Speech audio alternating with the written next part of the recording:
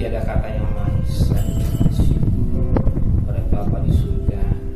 Engkau pelihara keluarga kami, dan kami boleh bangun dengan tubuh yang sehat, akan mesbah keluarga, mesbah pribadi, dan kami boleh mendengarkan renungan firman-Mu, pakai hamba-Mu, urapi kami dan urapi hamba-Mu. Roh Kudus, lembutkan hati kami, biar berkat firman-Mu menjadi jawaban kekuatan hidup kami. Haleluya. Amin. Shalom, selamat pagi, selamat bertemu dalam kasih Tuhan Yesus Kristus. Pada pagi yang indah yang Tuhan berikan dalam hidup saudara, dan saya teringat pada hari ini tanggal 29 bulan 9 ada dua orang yang saya ingat. Charles hari genap 18 tahun dan pernikahan, dan Masya bersama Leni 8 tahun pernikahannya daripada Bapak, anaknya Bapak Sujono,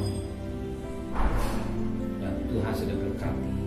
Dan hari yang indah ini hari yang bahagia buat kedua pasangan suami istri yang setia kepada Tuhan, baik Charles maupun Masya bersama Leni. Pada pagi hari ini kita akan membaca firman Tuhan dari Amsal pasal 9 ayat pertama sampai ayat yang ke-18. Amsal 9 ayat pertama sampai 18. Undangan hikmat dan undangan kebodohan. Hikmat telah mendirikan rumahnya, menegakkan ketujuh tiangnya, memotong ternak sembelihannya, mencampur anggurnya, dan menyediakan hidangan. Pelayan-pelayan perempuan telah disuruh dia berseru-seru di atas tempat-tempat yang tinggi di kota. Siapa yang tak berpengalaman, singgahlah kemari. Dan kepada yang tidak berakal budi katanya, marilah makanlah roti dan minumlah anggur yang telah kucampur. Buanglah kebodohan, maka kamu akan hidup. Ikutilah jalan pengertian. Siapa mendidik seseorang pencemooh, mendatangkan cemooh kepada dirinya sendiri. Dan siapa mengecam orang fasik, mendapatkan celah. Janganlah mengecam seseorang pencemooh, supaya engkau jangan dibencinya. Kecamlah orang bijak, maka engkau akan dikasihi. Bila orang bijak nasihat, maka ia akan menjadi lebih bijak. Ajarilah orang benar, maka pengetahuannya akan bertambah. Pemulaan hikmat ialah takut akan Tuhan, dan mengenal Yang Maha Kudus adalah pengertian. Karena oleh aku umurmu berpanjang, dan tahun-tahun hidupmu ditambah. Jikalau engkau bijak, kebijaksanaanmu bagimu sendiri. Jikalau engkau mencemooh, engkau menjadi sendirilah orang yang akan menanggungnya. Perempuan bebal cerewet, sangat tidak berpengalaman. Ia tidak tahu malu. Ia duduk di depan pintu rumahnya, di atas kursi di tempat-tempat yang tinggi kota. Dan orang-orang yang berlalu di jalan yang lurus jalannya, diundangnya dengan kata-kata, siapa yang tak berpengalaman, singgahlah kemari. Dan kepada orang yang tidak berakal budi, katanya, air susu yang manis dan roti yang dimakan dengan sembunyi-sembunyi lezat rasanya. Tapi orang tidak tahu bahwa di sana ada arwah-arwah. Dan bahwa orang-orang yang diundangnya ada dalam dunia orang mati.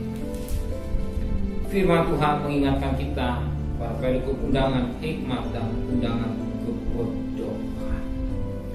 Dan percaya, yang kami percaya hari ini saudara bukan orang yang bodoh, seorang yang bijaksana. Kalau saudara Tuhan sudah kami dengan hikmat,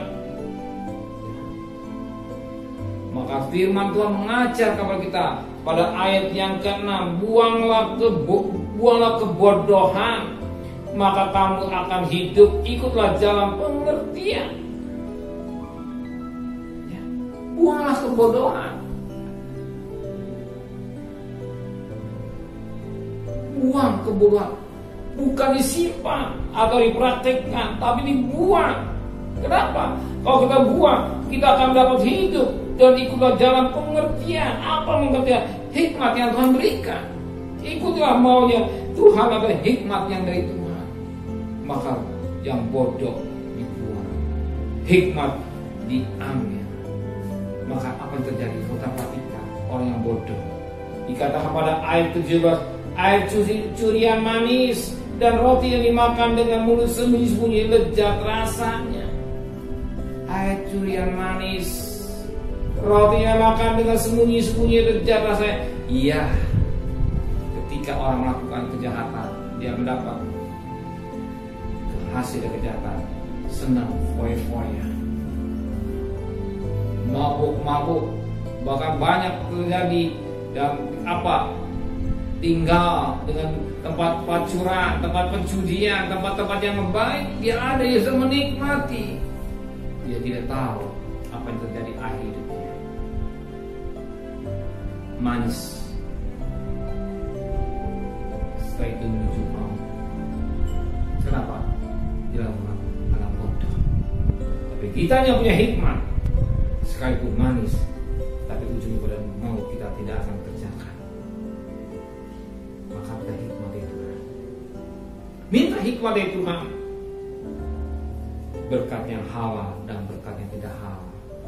Kalau kita mengerti, sekalipun sedikit, kalau dapat yang tidak halal, kita justru senang.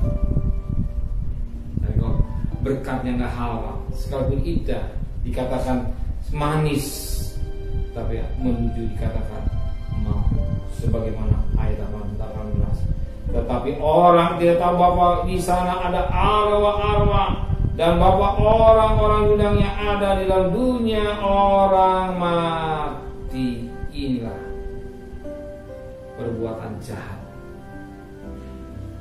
justru menuju